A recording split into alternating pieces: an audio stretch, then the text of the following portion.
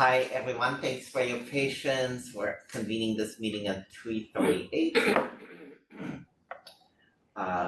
Welcome and welcome.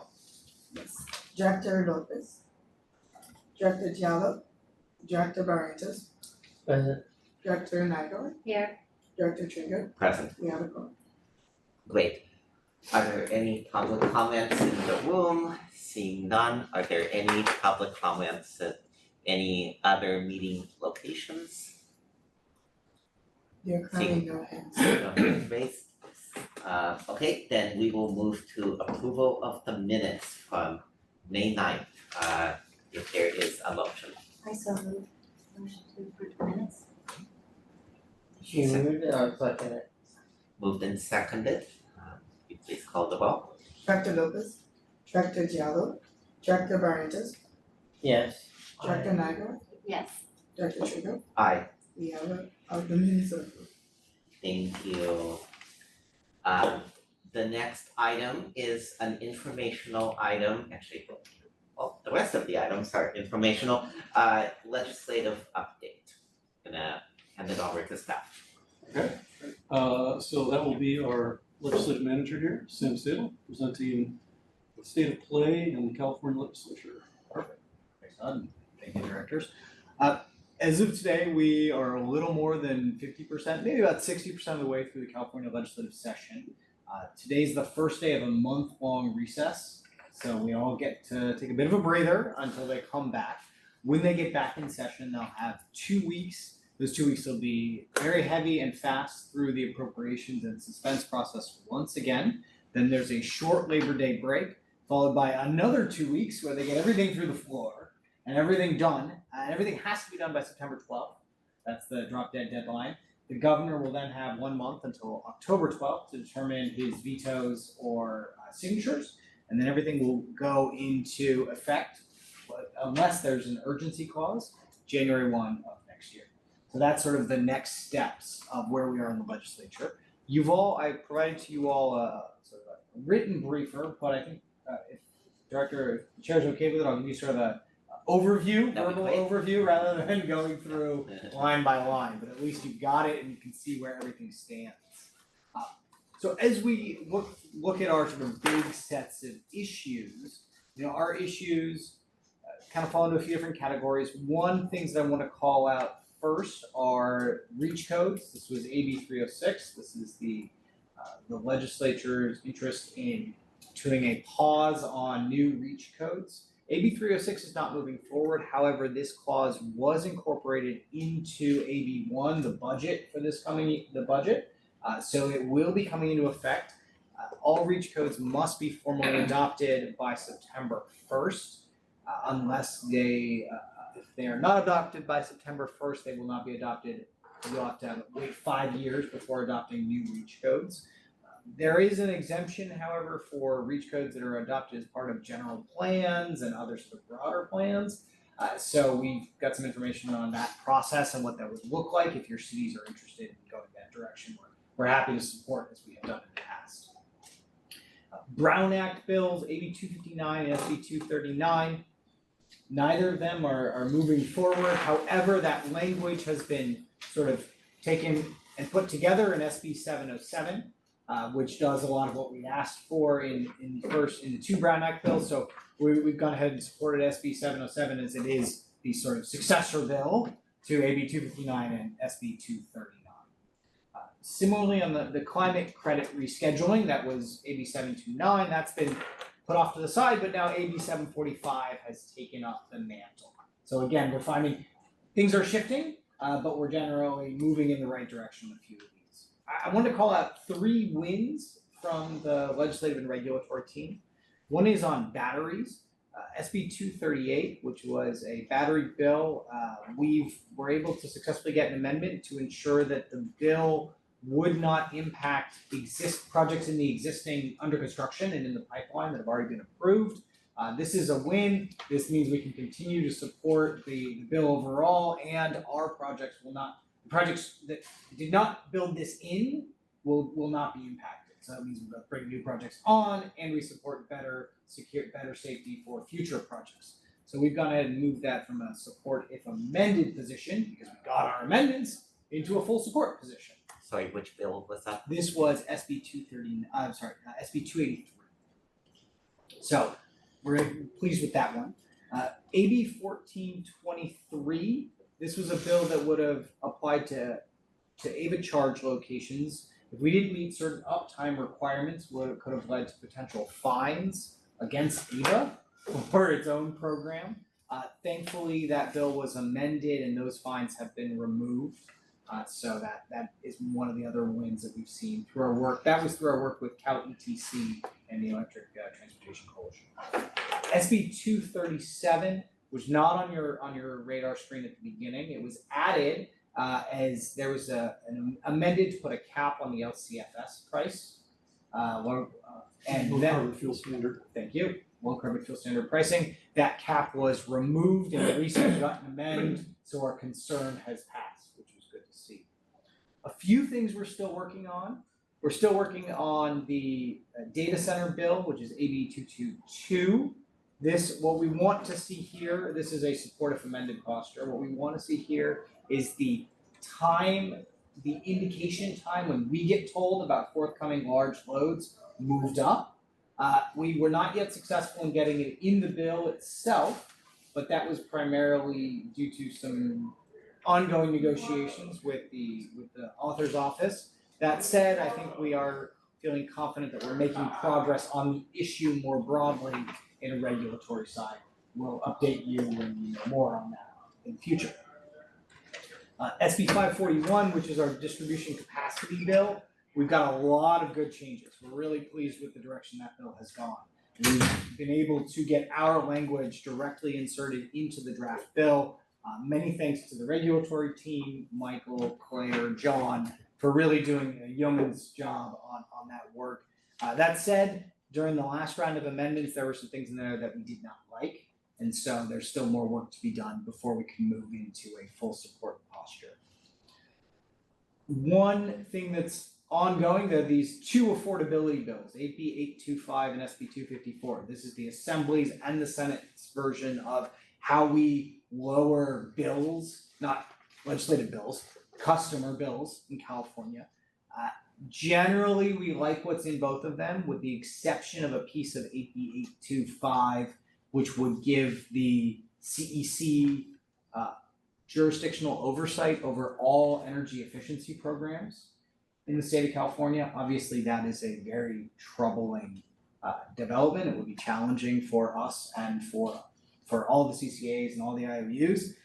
But I should note AB 825 and SB 254, they have been held over. They were originally expected to move forward during this session, but they will be considered under an exemption to the regular rule of order when we get back.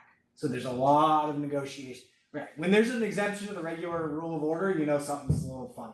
So there's a lot of negotiations there between the governor's office, the Assembly leadership, and the Senate leadership as to exactly what the final affordability package, quote unquote, is going to look like. So I don't have a ton of info for you yet, but we will learn more over the next few weeks. Quick update on SB 540. I know a lot of people are very, very interested in that bill as it stands. That is, of course, the Pathways bill. Similar to AB 825 and SB 254, it will be considered under this exempt authority consideration later this summer. There's been a lot of changes, a lot of movement on the language of that bill. It's gone many different directions. I'm sure you've all read the news about that one. Obviously, we're not taking a position, but we are tracking it very closely because it will have long-term implications, both for AVA and CCAs more general. No major losses, which is good. We haven't had anything that we really didn't want to see move forward. So that's nice to see. A couple other things that unfortunately are not moving forward. Heat pump streamlining. There was a bill about heat pump streamlining, which you all elected to support. That is not moving forward, unfortunately. Vehicle charger self-certification as well. DER equipment lists. And the Clean Energy Reliability Investment Plan is no longer moving forward. That was AB 915. That was stripped out of there. That was stripped out when the bill was gotten amended, and therefore we moved from a support position to a neutral position because it's not our bill anymore. It's not the bill we want to see anymore. So we don't need to concern ourselves with that. As we go looking a little further, obviously we'll come back, we'll consider the outstanding bills, particularly the affordability piece of it. We're not yet sure if there's going to be a special session. I think there was talk earlier this year, but that remains TBD at this point. A lot depends on what the federal government does. So at the moment, governor has not indicated that he's going to do that, so we're not sure there. Two big outstanding issues that we have to address in the fall. One is the cap and trade reauthorization and the future of greenhouse gas reduction, GGRF funding. Obviously, that's a $4 billion piece of the California budget that remains unclear. The governor had proposed extending its duration and renaming it cap and invest rather than cap and trade. That was his big change idea, but that was not included in the budget agreement. So we're gonna have to come back to that later. And then lastly, more of a point of information, come January, Senator McGuire is stepping down as pro tem of the Senate. That's the leader of the California Senate, who will be replaced by Senator Monique Limon from Santa Barbara, who has long been engaged in environmental and energy issues, is considered somebody who really knows these issues quite well. So that's my update. I'm happy to answer any questions on specific bills or more broadly on the political state of play in Sacramento. Thank you so much, and since we're in committee, I will just suggest that we take questions and comments all at once. So are there any either questions or comments for staff? AB 13, AB 13, yes. so that one was for greater accountability. Assemblyman. Right, and to consider more diversity in committee appointments. Again, I'm a Central Valley resident, and again, the Central Valley is looking like we are not going to have representation. Is that my reading with this bill? It's like, I thought that I read that that it was amended, It was, yes. So yeah, and they AB removed that language. 13 from Assemblymember Ransom, who obviously represents your community. The bill is still moving forward. It did a number of things. So the bill established geographic representation for CPUC commissioners. It also added a legislative liaison, mandated additional reporting on rate affordability and case resolutions, and required reporting back to the legislature on these kinds of issues. So the bill is still moving. All of those pieces I just mentioned, with the exception of the geographic representation for CPUC, were included. So it still includes the legislative liaison. The assembly member it was a request of the committee staff as well as the chair, who essentially said to the assembly member, the governor will likely veto it if this moves forward. He is particularly opposed to geographic representation on commissions, and she agreed to remove it. Now, I'm just reporting what I heard in the hearing, but the bill itself is still moving forward without that piece. Okay. Any other comments, remarks, questions? I have a few, but first and foremost, I really wanted to thank you, Sam, and your team. It's truly yeoman's work or yeoman's work to track all of this, and excellent job trying to get all but a few things where there's still work to be done but beyond those, to get things to move in a positive direction. I wanted to also just today is Tuesday, no, today's Monday, so I have one more day to do a week-long victory lap, but AB 942, which is in your analysis, the objectionable parts of it were amended out of the bill. I would be curious to hear more around the AB 130, SB 131, local exemption process. This is an area in which I have been engaged at my level, and we had a meeting with Assemblymember Wicks's staff as last week. We're going to be following up again the following week, but Berkeley is one of the jurisdictions that is interested in doing a local reach code, so we were trying to see what's possible, and if you have any other information to share with us, that would be useful. And then just broadly, I wanted to see if there's anything that we can do as the AVA board, just in support of your ongoing efforts with the remainder of the legislative cycle.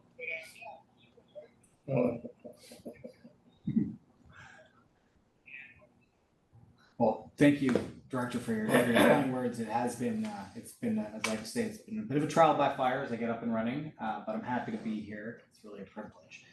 Regarding reach codes, happy to come back to you outside of our formal session about, there's been some analysis done about how what potential avenues are, so we can discuss that offline for sure.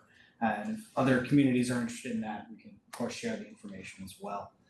Regarding AB 130 and the implementation of and then the other question was, oh yes, as we go forward, I think there are some things that we will ask for y'all, especially the MRL support on. I think a couple of the things we're really engaged on is what the eventual agreement comes out on affordability. This is the AB 825 and SB 254.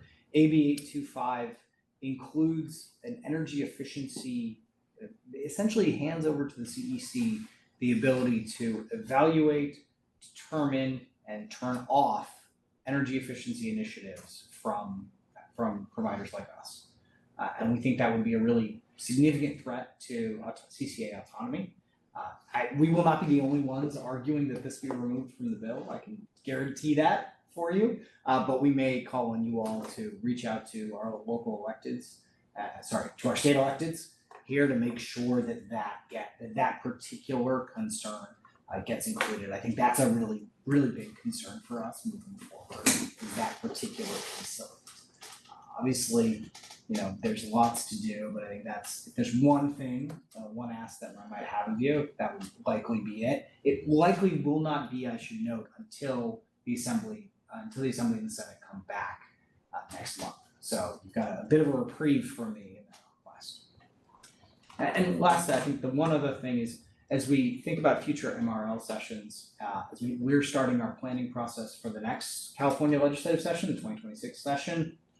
In September, there will be a Cal CCA legislative a day we're all going to spend talking about next year's legislative sessions. I would love to put something on a future MRL where you all come to us and we can talk about what future initiatives and what you're all interested in learning more about for future years. That sounds great, and maybe also just on this, the penultimate point you made about potential legislative advocacy in September.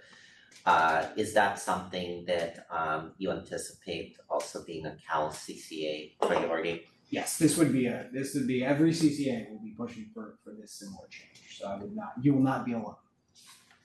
Great. And sorry, just to confirm, which bill is that? This is AB 825. 825. That will be combined with SB 254. So it'll all come into some single package over the coming years. Overall energy. Affordability. Exactly. Okay. Seeing no other questions or comments, we can close this item and move on. Oh. Yes, we have a public comment. I'm so sorry, I could have asked for that. Do we have one? We don't, let's just for the record. Thank you, yeah. For the record, we have no public commenters in the room or on the Zoom. get in the practice of it.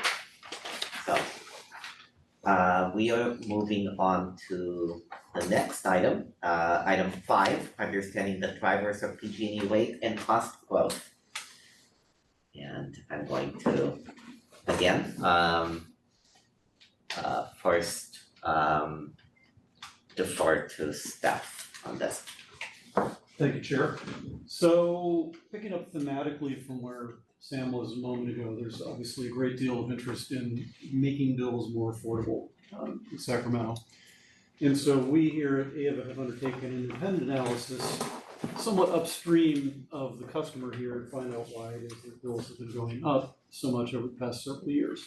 Should note that affordability means different things to different folks in different contexts. Most commonly, when you think about affordability, you're thinking about the overall bill, $600 a month, $200 a month, $25 a month for the lucky ones amongst us. What we are looking at as well, upstream of that, what ultimately feeds into the numbers that yield that monthly amount that everybody is generally focused on at the consumer level. And so there are two separate elements there. 3 really. There's the amount that you use, which we don't have a tremendous amount of control over, but can impact things like energy efficiency programs. There's the rates, which are multiplied by the amount that you use to get you your total number. And then there's the various costs that feed into the rates. Rates, of course, being costs divided by total usage in the system. So we are, as I said, well upstream of the customer bill, sort of working backwards through all of those elements to look at what is driving the costs for the bills that customers are seeing. And so my colleague Michael Quiros and Claire Wong have been doing deep dives into assorted and sundry spreadsheets, tables, PUC filings, FERC filings, to try and get a sense of what is it that has led us to where we are. And so with that, let me hand the baton over to Thanks very much. Next slide, please. So jumping right off of what Todd just mentioned, Raisa, is there any way to move the top right video thing? No worries if not. I think it's on the thing here. You know what? It's, Not a huge issue if not. you There you know, that works. I don't think so because we No, can't no. see this. Okay. All good. I'm going to default back to what we had. Perfect.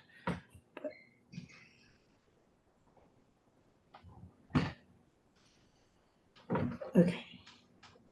Can you see? Can we start it? Sorry, didn't mean to throw a wrench in. You're all good. I'm just going to. I ended up putting one thing at the top right under that. That's not very important, but that was the, thanks for asking. It's all good. We're trying to figure this out because I think now that we've clicked some stuff, we are pull a little bit. All right, this works. So this plot is showing total energy consumption in the PG&E service area. The top orange line there is total consumption, which you can split into kind of 2 constituent components. The blue line toward the top is sales to end users, or in other words, what PG&E is sending through its wires to its customers. The light blue line at the bottom, just a little hard to see, apologies for that, that's self-generation, so things like behind the meter solar. Why are we showing you this information? So like Todd said, rates are comprised of 2 things. It's you pay for what you use, right? You pay a certain number of dollars per each kilowatt hour of energy. So the 2 things that impact that rate are 1, how much you use, the kilowatt hours, the denominator, and the dollars, or the total costs left that PG&E has to recover through rates. We wanted to look at consumption because that is kind of half the story.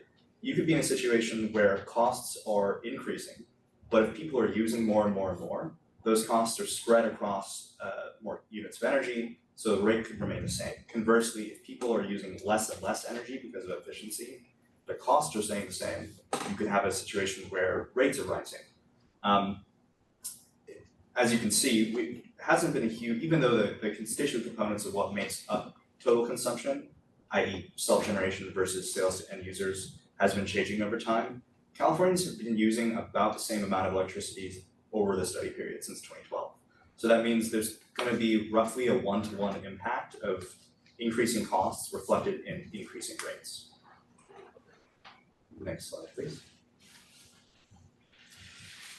Here we are looking at the inflation-adjusted volumetric electric rates by customer class. That just means, again, the dollar per kilowatt hour rate. What are different customer classes paying for that? It's been normalized in 2024, so any increase here means it's increasing above and beyond inflation. As you can see, since 2012, rates have been gradually outpacing inflation. They started to spike a little more dramatically from 2021 to 2024, especially 2023 to 2024. The changes across different customer classes are pretty consistent. Next slide, please.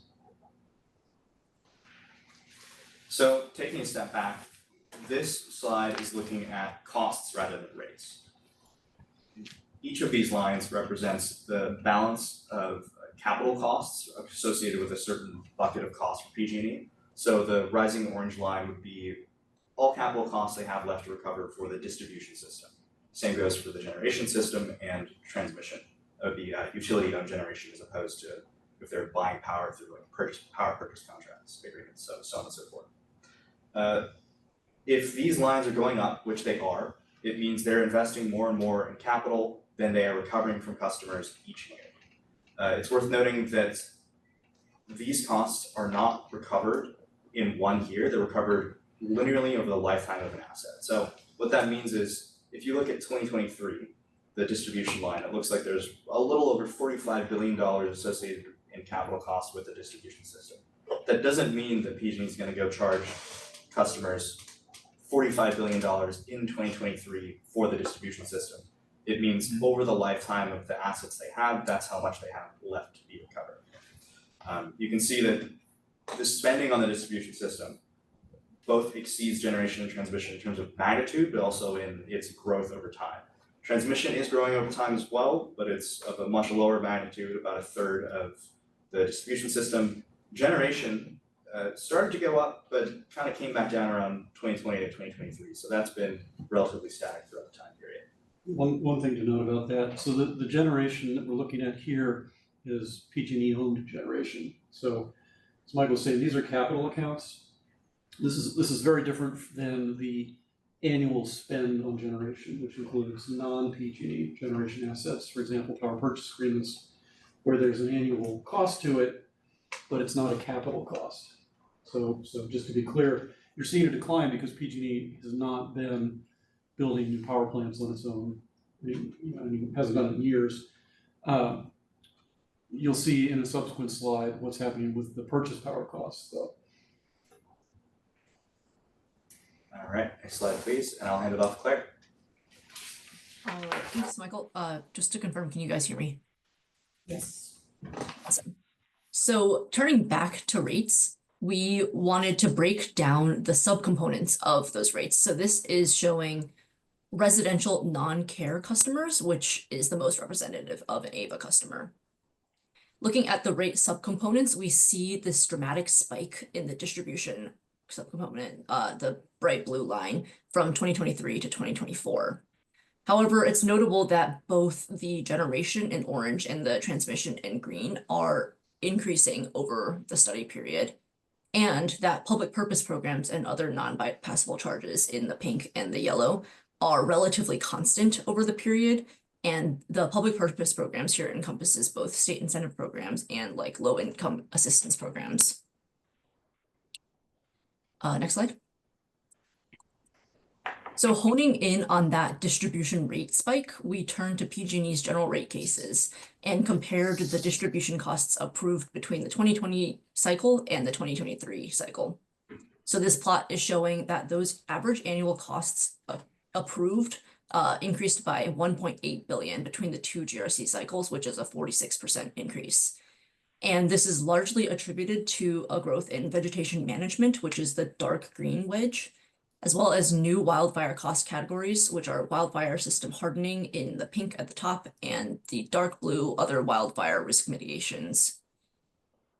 Just one thing to note here is that there's kind of inconsistent cost categorization between the two GRC cycles, which makes it difficult to directly compare. So for example, the bright blue overhead and underground asset management at the bottom shrunk quite a bit between the two cycles, but our best guess is that a lot of these were absorbed into the new wildfire cost categories.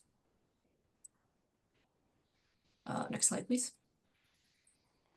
So if we break down just the wildfire related costs approved in the 2023 GRC, we found that the majority of those costs are for vegetation management, which is an ongoing annual expense, so charged to customers annually, followed by undergrounding, which is a capital expense, which is recovered from ratepayers over the lifetime of the undergrounded asset, which is typically decades. And these two, vegetation management and undergrounding, far outweigh the other mitigation methods, such as overhead hardening and fast trip settings, and the latter two of which are shown by studies to be much more cost effective in decreasing wildfire risk. Next slide, please. So some key takeaways from our analysis here. They're sort of twofold. On the rate and cost side, the big picture is that the frog has been boiling, which is to say rates have been increasing at least since 2012, where we started our study. However, what drew most people's attention to this is that big spike in distribution rates between 2023 and 2024, largely due to increased wildfire spending, as we saw in the GRC analysis, a 46% increase there. And lastly, these rates will likely continue to rise due to those increasing capital count balances. As Michael has stated, those have to be recovered over the lifetime of those assets. And that's particularly for distribution and transmission assets, which were the two increasing trends. Also, in the process of this analysis, we found some sort of process improvements for the general cost approval process. So the first here is that it should be much easier for the public to both understand and interrogate costs and rates. And as is, the cost approval process is lacking in transparency and standardization. Some examples here, a lot of the costs that are found reasonable or approved by the CPUC are not addressed directly in the GRC's decision conclusions of law, which is a process error. And many of the costs that are approved are not directly stated in the decision, but instead buried in testimony and exhibits, which is in and of itself not really an error, but just makes it really hard for like a lay person to dig through all that material to find, well, what did PG&E propose and what was the rationale for that being approved? Was there any parties contesting it, etc. And lastly here, a significant portion of the costs that are proposed by PG&E go uncontested. Generally, there's very few parties contesting these costs, and those uncontested costs are just approved as is by the CPUC. All right, any questions? Questions? And just to make sure, is this also the conclusion of your presentation? Yes. Okay. So maybe we can do questions and, for the record, there are no members of the public in the room.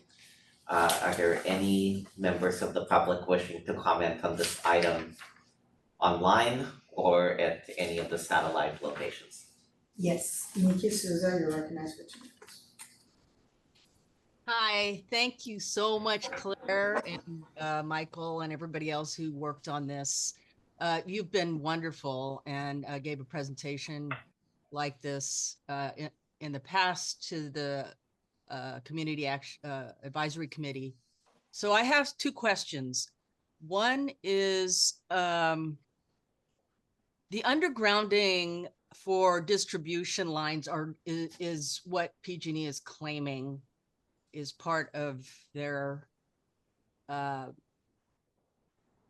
their cost, and we don't find that undergrounding distribution lines is helpful with wildfire mitigation, because it would be transmission type fires that would be undetected. Second question, do you want me to just wait on this, on this question on why are they undergrounding or focusing on undergrounding distribution lines? Or should I So ask? what, it's not our practice to respond as part of the public comment process. However, I will use chair's discretion to then ask your questions for you. So would you mind stating your second question or whatever Sure. else you have in Yes. 46 seconds? So will AB 13 help, since we have the legislative folks, with the transparency on, say, this vegetation management huge cost? And that's the second question. Thank you so much. Thank you. Are there any other public comments? There are no further public comments. Okay, and just to confirm, are there any satellite locations right now for this meeting? No. No, it's just, okay. Great, well, let me just take chair's prerogative then, and maybe we can start by staff if you understood the two questions, answering them.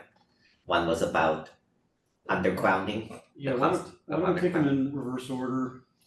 Sam, if you were able on AB 13, I think the answer there is simply no, but That is correct. The answer to that is no. There is increased reporting from the CPUC back to the legislature on its various decisions, but it does not address this particular question about either undergrounding or about fire spending. It was just more of a broad push for greater transparency. Can you summarize what AB 13 requires?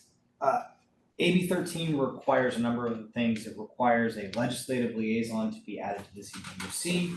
It used to require regionalization of CPUC positions, although that has been taken out of the bill. But I think the key thing that you're speaking to is it says the commission shall submit a report annually to the legislature on the commission's timelines in resolving cases, including which cases where they failed to issue a deadline. So there are pieces about reporting back to the state legislature, primarily around rate setting cases and how those decisions were determined. So this would be about the rate setting piece of it particularly, but it does not go into detail further than that.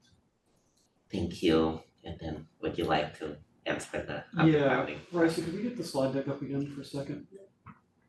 And Mickey, I think I got your question. I'm gonna take a stab at it. If I didn't, we can iterate.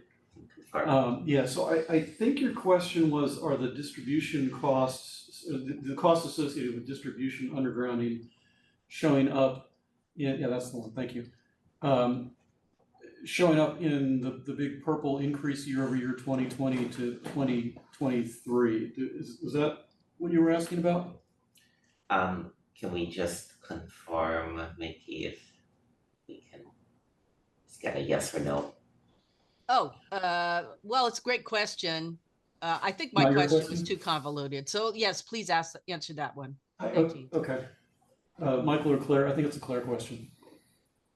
What I understood your question to be, correct me if I'm wrong, was I think your point was, aren't most fires caused by the transmission system rather than the distribution system? And if so, why is PG&E investing in undergrounding the distribution system?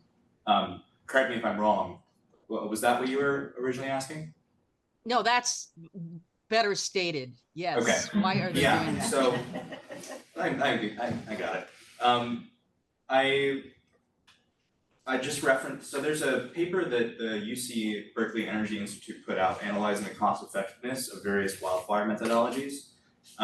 They looked at CPUC PG&E regulatory filings and found that from 2015 to 2023, 95% of ignitions occurred on the distribution lines. So I think perhaps the data is flipped there, and a lot of this is happening on the distribution grid because those are typically lines that are uninsulated and lower to the ground, making contact with vegetation. Sorry, you have to excuse me. I had to take a second to pull up the actual legislative language, so I had it in front of me. On AB Oh. 13. On AB On 13. AB 13. Sorry, I want to make sure I had it correct. So Or what it calls for is that within 15 days of a final decision on a rate setting case, the CPUC will will now have to submit, if this is passed, a report to the legislature on including evidence provided by the utility justifying rate cases, as well as a summary of the commission's rationale in support of the final decision. Which they're already legally required to do in their decisions. This would just be a report to the legislature Yeah. with that information. Thank you. Which I haven't exactly. Yeah. Okay, questions or comments from subcommittee members? I have a question on the process improvements, the key takeaways, the last bullet point. Significant portion of costs are uncontested by other parties. Can you elaborate on other parties? Yeah, so in the like GRC process, there is opportunity for parties to contest costs, and we found that there's very few parties. So it's typically the public advocate's office and TURN, the Utility Reform Network, that are contesting costs, and approximately like 25% of the costs in both of the GRCs that we looked at, 2020 and 2023, were not contested at all. So then hypothetically, if the public or other agencies were to contest, more vocally on rate increases, would that have an impact? So that's, I guess it's hard to say what impact it would have. Right. The answer is yes, could. So on that is, how do we inform better that those parties have an opportunity to vocalize their concern with increasing rates? For an AVA value of we. So the PUC itself has a process for doing this, and the utility has a process itself for doing this. And so I think there are things that AVA could do to piggyback off of those processes and get people more involved. Certainly posting on our website, for example, would be something that we could do. But they conduct what are called public participation hearings, essentially a roadshow, where the utility will go out and socialize whatever's in their filing. That's the kind of thing that folks do. But would it influence this? It could. So the challenge, so former PUC ALJ here, right? So the challenge that you face as somebody who's writing one of these decisions that's then subject to judicial review is identifying your substantial evidence. Because that's the thing that you have to be able to show to support whatever it is that you're coming out with as an ALJ and then ultimately as the commission. And so on the things that Claire has pointed out, that will often be as granular as give us X hundreds of millions of dollars to do some substation improvement. And unless another party comes in and says, you don't need to do that substation improvement, or yes, you need to do that substation improvement, but it shouldn't cost X hundreds of millions of dollars, it should cost a whole lot less. The only evidence that is in front of the commission is whatever the utility puts forward. And they will have engineers and accountants behind it to say, yes, we need to do that, here's our power flow diagram, and you can see that there's a clear need for it because we're maxing out on the capacity and we'll have blackouts if we don't do this thing. And then somebody else will come in and say, oh, we got bids from contractors and it's gonna cost X millions of dollars. And so as the LJ, as the commission, what do you do in that situation? And the answer is you say, nobody took an issue with this, I have this evidence over here. Therefore, there's substantial evidence in support of the utility's position, next issue. What can the public do about that? That's kind of what it comes down to, right? So unless somebody out there is a former, and we've had people over time who have taken this on, who is a former utilities engineer who's going to come forward and say, I'm somebody who has done a lot of this type of work, and commission, you should listen to me, and I will tell you that we don't need to do this, or it shouldn't cost this much. Very difficult to really challenge what the utility is asking for. And that's where things like that big spike on the graph come from. Is utility puts forward a whole bunch of projects and says we need to do all of these things, a bunch of fires, who's going to say no to that? And if you're in the public, you can say, well, our bills are going up too much, and you can trace it back to, which is what we've done, you can trace it back to these spikes in these subcategories, but then what do you do about it? And again, unless somebody's coming forward with compelling evidence that can then be taken to a court when, as it would inevitably happen, the utility says, what do you mean you're not gonna give us X hundreds of millions of dollars for this thing? Right, we've got all these people telling you that we need to do it and it costs this much. You don't have a legal defense if you say no to that from the commission standpoint. I think one thing I would just add to what Tom was saying is these are the exact questions that we see the legislature grappling with today. A lot of the affordability packages, including SB 254, is focused on wildfire mitigation, wildfire cost mitigation. Who should own that? How should that be owned? You see bills like SB 541, which is very much focused on distribution, lowering the cost of distribution capacity and trying to find a way to tell IOUs maybe you don't need that distribution capacity increase. That's what 541 is really focused on. So I would say a lot of these questions are actually being considered at the legislature. It's not to answer your question about what can be done, but do know that the legislature is very seized of the results of this analysis and other analysis like it and looking at various approaches to this. Yeah, what's required is more expertise, frankly.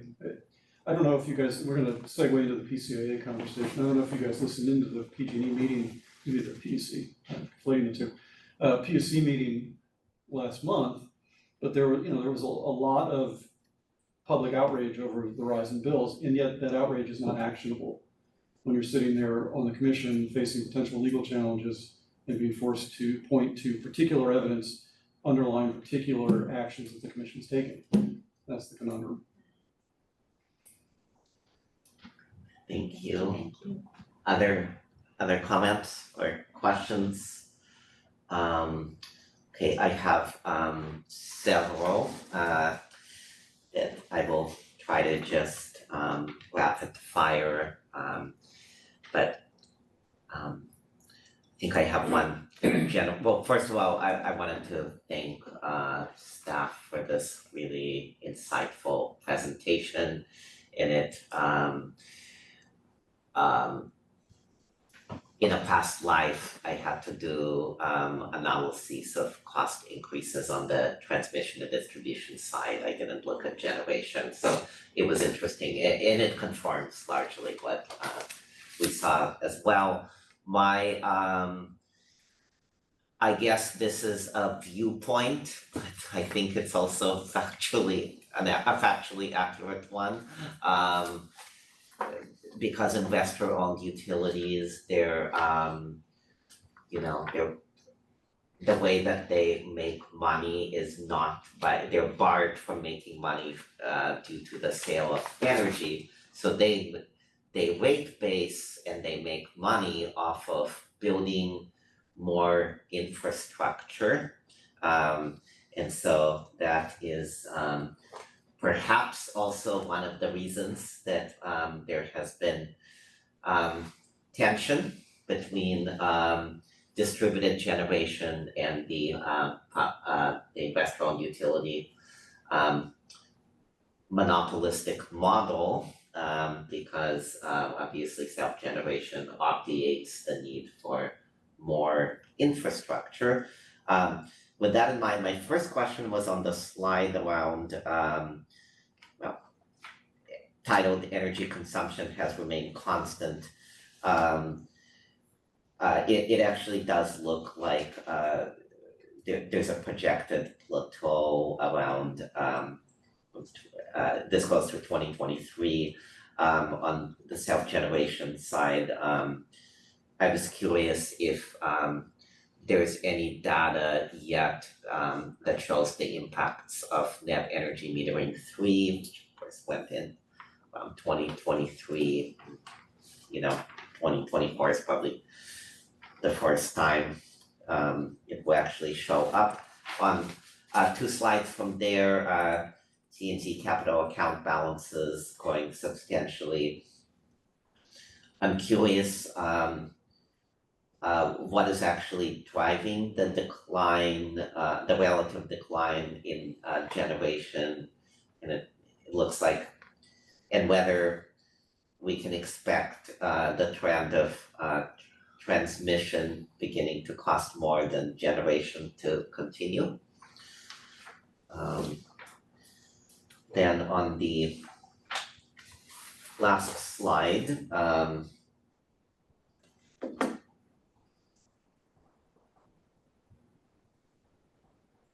I can read my own notes.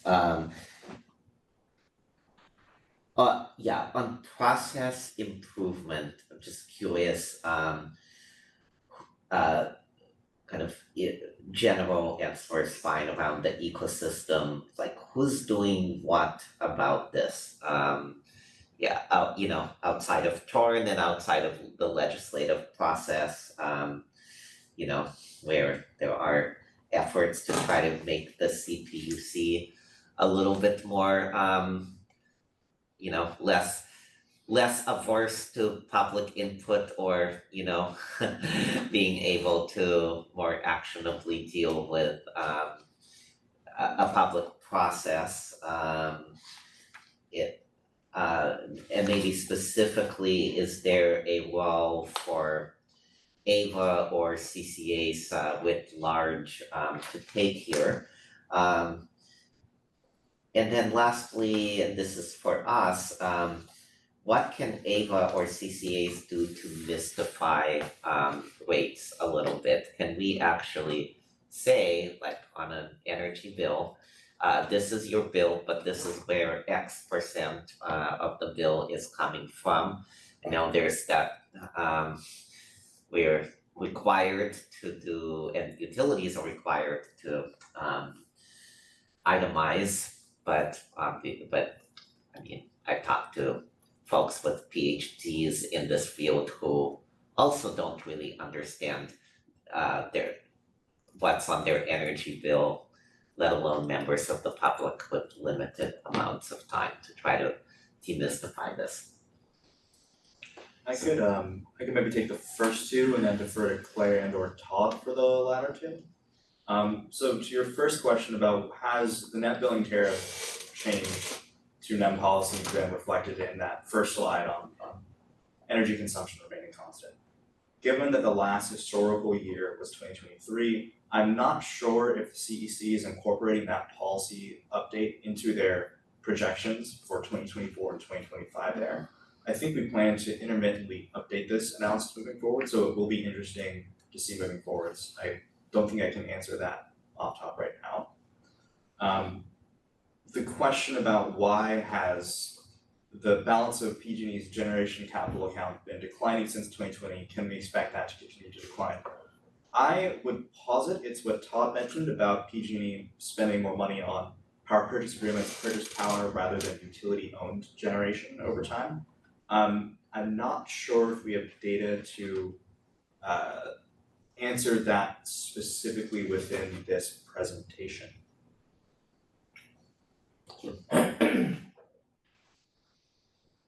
Okay, to address the last two questions, I think in terms of like what's the role for AVA or CCAs, I think traditionally we haven't really engaged in directly contesting costs, right?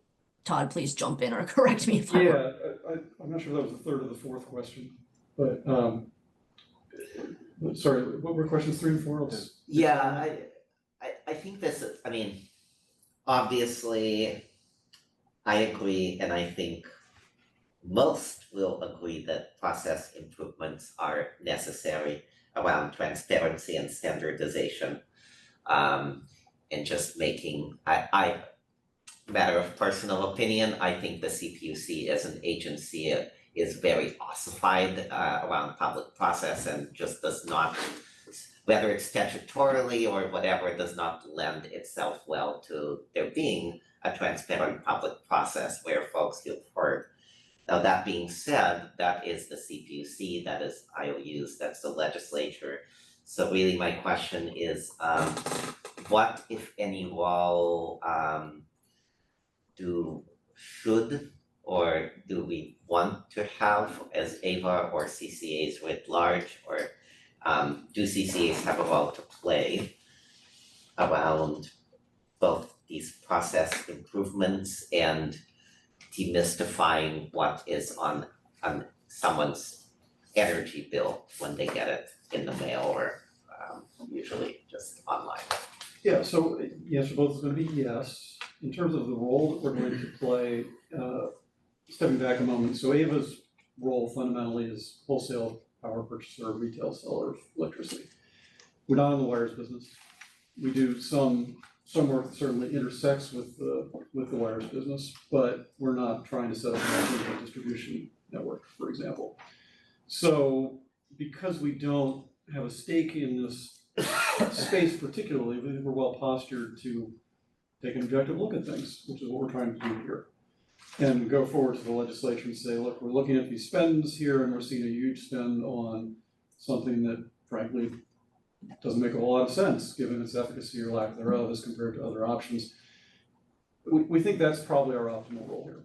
Honest broker being able to go out to folks who are wrestling with decisions around how much do we want to emphasize one flavor of fire risk reduction, fire risk mitigation versus another, or timing of spend, for example, and just provide facts.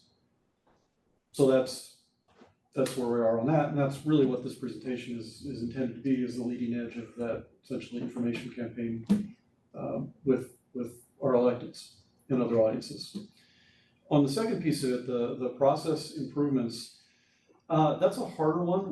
We're really just at the problem statement point, right? We could see just how difficult it was to do year-over-year comparisons, how difficult it was to trace the authorization of a particular slate of costs through to the ultimate rate that a customer class pays. So we've identified that as a problem.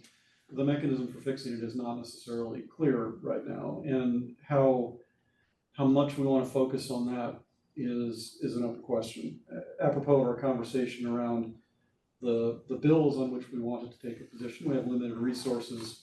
Where do we want to place our chips, essentially, in the regulatory space? There are others, frankly, who we've identified already who we think should be doing more / better on this sort of thing. It's their institutional job to do this work. Hasn't been ours. Could be, but again, is that really the best place for us to be? You know, as an organization focused really on wholesale purchases, retail sales, for us to be putting our regulatory effort. So again, open question. Our focus for now will be on the information sharing.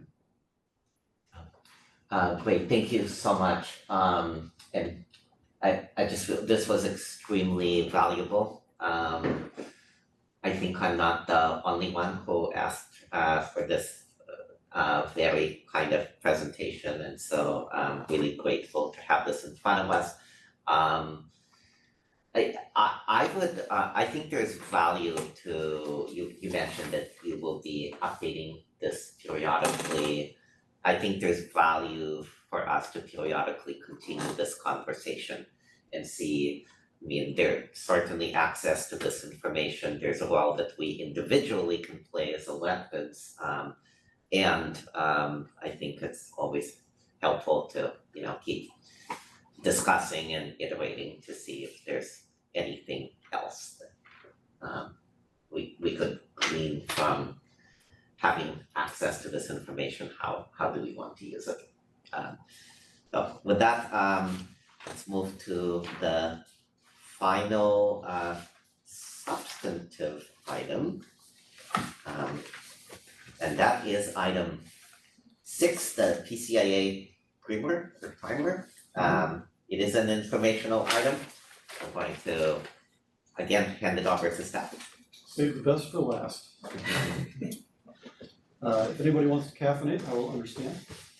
So we talk a lot about the PCIA, came up frequently in the budget conversation, of course, and thought it would be helpful to give this smaller group a little bit of a deeper dive into the mechanics of the PCIA. Now, I will note that we're entering into phase 2 of the PUC's too many acronyms, the Public Utilities Commission's power charge and difference adjustment rulemaking, where conceivably any and all of what I'm about to talk about here will be up for grabs and may change. That said, the earliest that we would see a change would be in about 3 years from now. So the methodologies that I'll be stepping through will be operative for at least another 3 years. And therefore, I think it's worth understanding, both because it will feed into our budget activity over the years to come, and also because it's the starting point for the conversations that we'll be having in that rulemaking around what the PCA should look for 2028 post. All right, next slide. So for today, what I'm hoping to get through is what is the PCA, how it works, and how it affects us. The affects us I made a short circuit because we've all been through the budget conversation, and so we are seeing the bottom line impacts of it. We focus more on the mechanics of it. The next slide. Why this matters to us, though, is that as a general rule, the PCIA rates are the single largest driver of AVA's gross revenue, right? So what we have to spend is in large part what is left over from rates after PCIA is subtracted out. PCIA in turn also drives the bundled rate. When we talk about headroom, so headroom is essentially the difference between that bundled rate and the PCIA. PCIA goes up, bundled rate goes down, headroom goes down, bad for AVA. And the same thing is true in reverse. Now we've had fairly healthy revenues over the past several years because the PCIA has been going down and the bundled rate has been going up. All right, so what is it? Well, it's $1 per kilowatt hour surcharge on customer bills. And so if you look at your bill with the AVA component on it as an unbundled customer, you'll see a PCIA line item on it. If you're a bundled customer, then if you look at it, you see a little asterisk, which will point you to their tariff where the PCIA rate is set out in the tariff sheet. It's been called other things. I do want to be clear, though. It's often referred to in shorthand as a departing load charge or an exit fee. As currently structured, the PCIA is not either of those things. The PCIA is a rate that is applied to all customers, not just departed load. So one thing to bear in mind when you're having conversations, if you're having conversations with decision makers in this space, is understand the mechanics of this. The PCIA is a rate that everyone pays. It's not unique to departed load or CCAs. It's just a non-bypassable charge or credit. And what it's supposed to cover is essentially stranded costs. We're talking on the next slide about what those are. Shorthand, though, is their cost of contracts executed and generation purchased. So the prior graph showed the capital spend on utility-owned generation from when departed customers were still PG&E customers. And the origin of this is in our enabling legislation, AB 117. You'll find it codified in section 366.2, subs F and G, that requires that departing load not shift costs to customers who remain bundled, but also requires that departed load receive the value of any of that pre-departure investment in generation. All right, let's go on to the next slide. So what are stranded assets? So the little square here is supposed to capture the different forms in which an asset can be stranded. Bottom line is the pre-departure generation, there can either be too much of it, or it can be too expensive, or both, right? So that's the second bullet here, right? Costs can be stranded because the price is high relative to today. You talk about a contract being underwater. That means that it was super expensive compared to prices today. Take a 2008 vintage power purchase agreement. You might see prices in excess of $100 per megawatt hour for a solar-only resource. You wouldn't see that today. Right? That contract is out of the money. That's a stranded cost. And then similarly, too much procurement. So going back to 2008, for example, the utilities bought a great deal of renewable energy.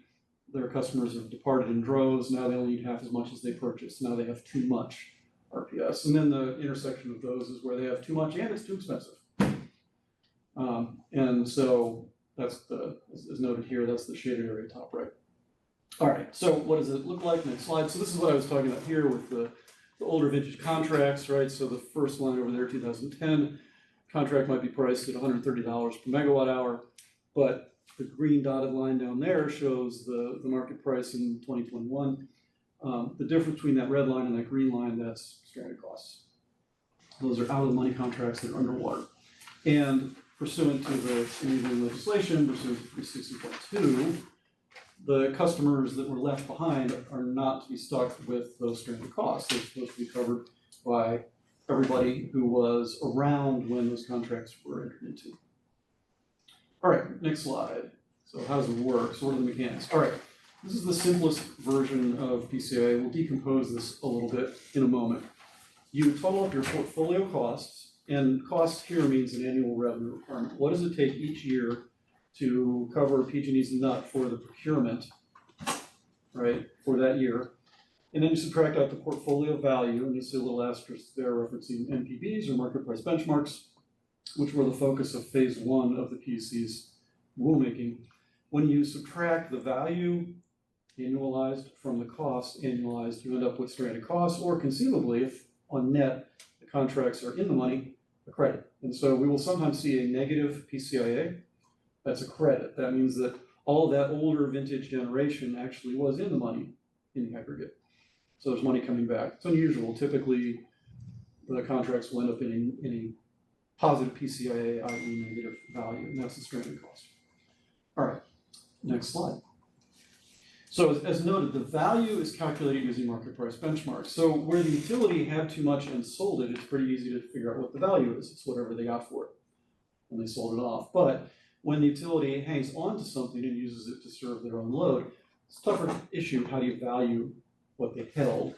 The answer that we have been using is something called the market price benchmark. So you look at what the various things that constitute the portfolio, the various products, what those are worth based on sales that did happen, and then you read that onto the volumes that the utility did not sell.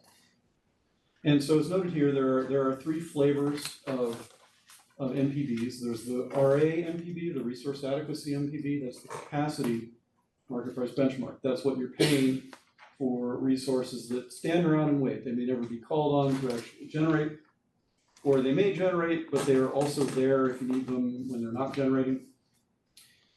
So there's a capacity payment that's called resource adequacy. Again, the value for that is based on RA that was actually sold for delivery in a given year. And it's supposed to be relatively recent transactions because the idea is that you're doing a mark to market on the value of it. What is it worth today? Not what it was worth 5 years ago, 10 years ago. So you want the recent transactions.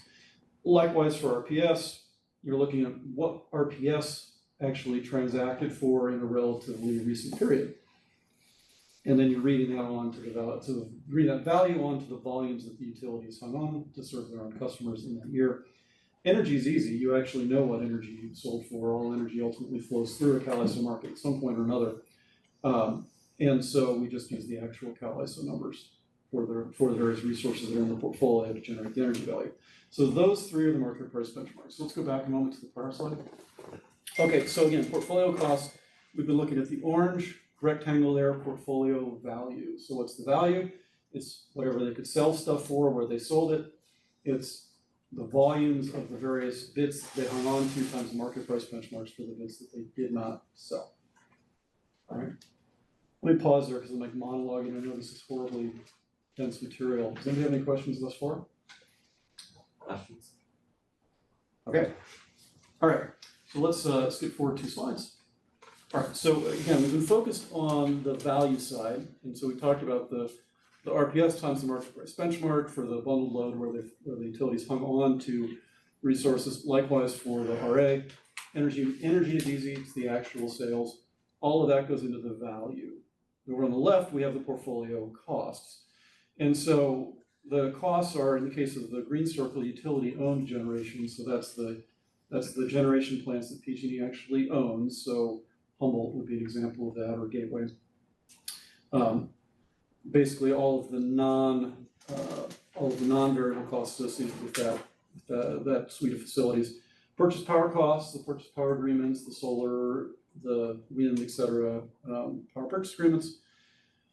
The revenue from what they sold, conceivably that could be layered into the value, but it's subtracted out of the portfolio costs before we get there. And then the fuel costs. So Gateway, for example, is a gas-fired power plant. The CapEx costs associated with it are captured in that green circle, but they may also have fuel. They will also have fuel costs when they run it.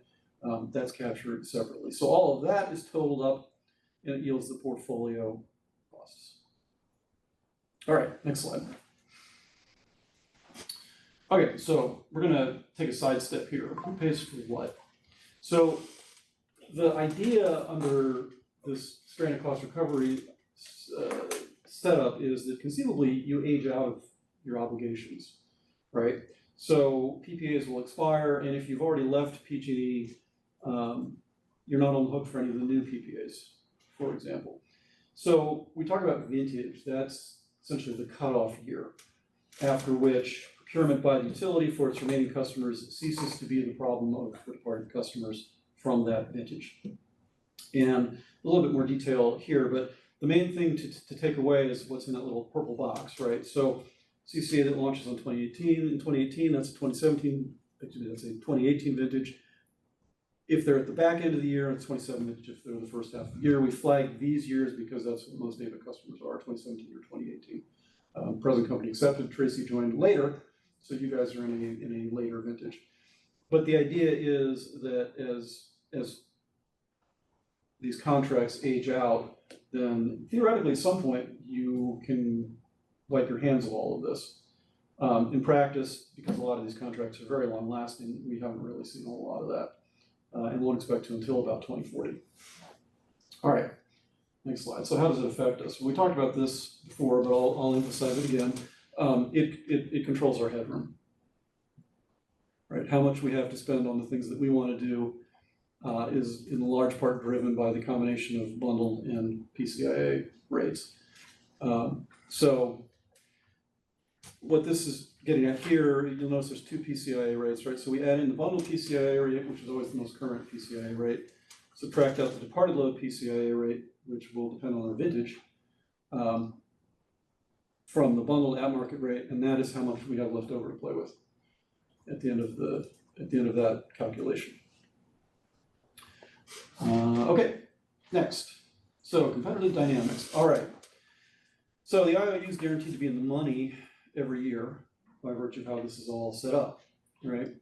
They're going to collect above market costs from all customers. They're going to collect their current market costs from their bundled customers. Now, we can only recover costs from current customers. We don't have a PCIA for CCAs. Doesn't exist.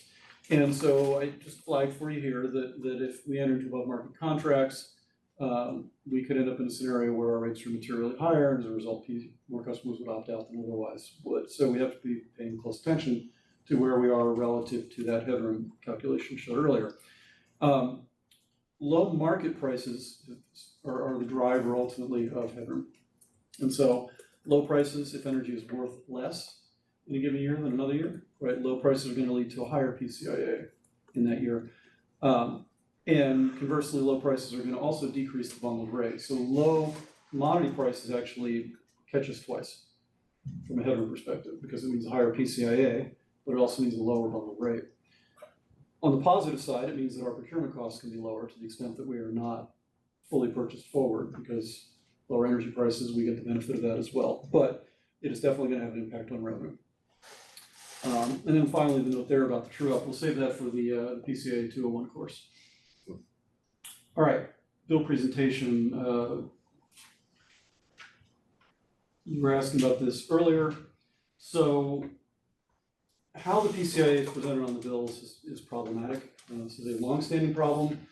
We argued fairly successfully to get changes to the bill back in the 2 GRC cycles ago, actually, back in 2018. But then we bumped into PG&E's IT infrastructure and the multi-year backlog in actually making any changes. So the best that we could do at that time was getting the asterisk and the reference to the tariff so that at least it's on the bill that all customers are paying the PCIA, albeit not in a way that we would really like to see.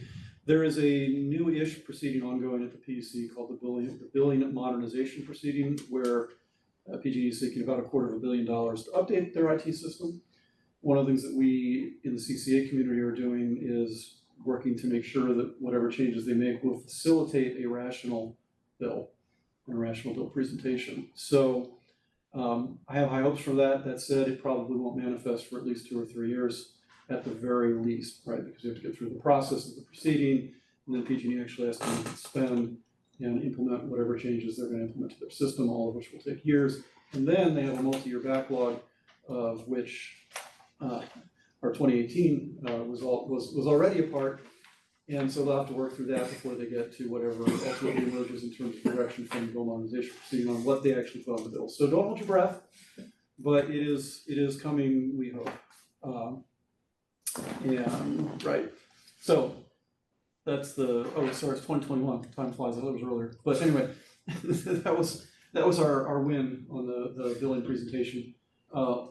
Victory delayed. That's all we can say about that one. So, all right, so I will stop there. That is a sort of mid-level review of PCIA, why we have it, what it is, and its mechanics. I did want to identify a couple of things. Can you go back to this slide, Gracie? Thanks. Just coming out of the PUC meeting last month, that I think it's important to emphasize here. One is that, sorry, this one here. Yeah, that one. Okay, so one is that the portfolio costs are annual costs, right? There was a question that came up, why haven't we paid our way out of this? Because we've been doing it for years. And the answer is that there's new costs coming on every single year. So PG&E has, say, a 30-year PPA from 2010 for solar energy. Every year there's a price tag associated with that. So you're not paying your way out of it with this setup. All you're doing is paying that year's costs. Then the next year there's a new set of costs, and so forth. To some extent, there is a tapering off of costs. So the blue line that we saw, one of the blue lines that we saw in the previous slide deck showed the generation capital account balance declining. So there is an example of something that's converted to an annual cost, but it is a fixed sum that you are paying off over time. Unless PG&E continues to make capital investment, that would eventually go away by this mechanism. But for the most part, this is power purchase agreements. There's a new slate of costs every year. You won't pay your way out of it unless you start paying a lot more than just that 1 year's costs. The other thing is that all of this is a pure pass-through for the utilities. So there were some concerns raised about, oh, this is more money to PG&E. It's not really. All of this is just an intra-customer, bundled customer versus unbundled customer cost responsibility argument.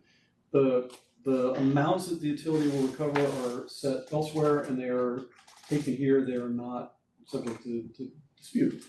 The PPA costs are an easy one, right? The PPA says it's whatever is per megawatt hour, you multiply that times whatever the plant threw off, that's your number. Similarly, the utility owned generation, all of that is handled through general rate cases. It is what it is by the time that we get to the PCIA. So the fight here really is not utility versus customer, it's different customers bundled versus unbundled, wrestling over who's going to pay what share. It's important to know that because when you do go to one of these meetings, you want to establish that you understand the mechanism of it. As soon as you go in and you say, this isn't fair because it's making utilities more money, you're gonna lose your audience, which is the commissioners, because they know that that's not right. And so when you say that, you're essentially saying, I don't understand this. You don't want to be in that position. You want to go in and say, this is utility customer group versus utility customer group. Our group is getting the short stick here, because that's what's happening. It's not really a utility versus customer. So this slide is kind of the jumping off point for that conversation, but I want to flag that for you guys because it was great that we got a bunch of folks out talking. Some of them had it right, some of them didn't. We want to make sure everybody's got it right so that they get heard rather than losing their audience from the jump because they've said something that reflects they don't understand the mechanics of this. Thank you so much. Let's see if there are any public comments online. Yes, Nika Souza, you're recognized for 2 minutes. Hi, Jack. Thank you, Tom. This has been very informative. I really want to fight this somehow, and I want to know how to fight it because I don't believe that PG&E's new costs should be part of the PCIA. I probably have that wrong somehow, but it just seems to me that if we go by Richard McCann's charts, which I did have a chance to have a meeting with him on Zoom, and he explained that the PCIA should have been paid off already. So I guess my question is anybody talking to him? Is there a way to have him show us his charts and why his reasoning? Because he doesn't seem to think the PCIA should be around anymore. And so that's my first question. And second is the cost declining, that is the conundrum that's causing PCIA to increase because PG&E is so-called not making as much money because the generation costs are lower. Does that have anything to do with PG&E itself, such as the reopening of the nuclear plant costing them less or more, or are they somehow manipulating any of these dollars so that they end up on the right side of the fence when it comes to these charges to our customers? Thank you. Thank you. Are there any other hands online? And no further hand raised. Okay, thank you. Let's bring it back here for discussion or questions. Yes, I don't know if you want to respond. Are we talking to Dr. McCann? Sure, and the I'll other take them. question? Yeah, I'll take them in reverse order again. So Diablo is not part of this. The Diablo extension resulted in a change for the rate making treatment of Diablo. Diablo historically was part of the PCIA, but with the extension that has ceased to be the case, and so it's off in its own little accounting world here now. All that we have left really is Gateway, Humboldt, and a few other plants. The question more broadly about new PG&E spend, the answer to that depends on what the spending is. So a new PPA, for example, AVA, at least as currently constituted, would not be on the hook for a contract that PG&E enters into next year, let's say, because that's not our vintage. However, for capital expenditures on utility-owned generation, and we're wrestling with this right now in the specific case of repowering of the Helms pump storage facility. That is an open question as to how that gets treated. PG&E wants to roll it into the older vintage. We are arguing it should not be. So that's a fight that's happening. That happens in the GRC though, not PCIA. And PCIA is taking as given inputs whatever's coming out of these other places. So the Helms fight is happening. What vintage does a repower belong in? Is that a triggered event that shifts it into a new vintage, or does it remain in the old vintage? GRC questions, not PCIA questions. Thank you. Oh, sorry, the Richard McCann thing. Yeah, so Dr. McCann worked with Sonoma on, when he says that we should be done paying with them, I think he's speaking conceptually rather than mechanically, right? So he worked closely with Sonoma Clean Power, which was the CCA lead in the prior PCIA rulemaking that was setting up the buyout provisions. This was so-called Working Group 2 in the PUC's rulemaking 1706-026, which ultimately yielded a construct that was not usable, and nobody has used it. So I think he might have been alluding to that. I expect that will be on the table again as part of the new rulemaking, and we'll see where it goes. Okay, questions, comments? That was a lot It's a to lot. digest. This is the 101 and the 201 are Oh, worse. gosh. Happy I to, appreciate that. yeah, happy to Thank chat you. with other folks as we go forward. But it's important to understand the mechanics just as a baseline.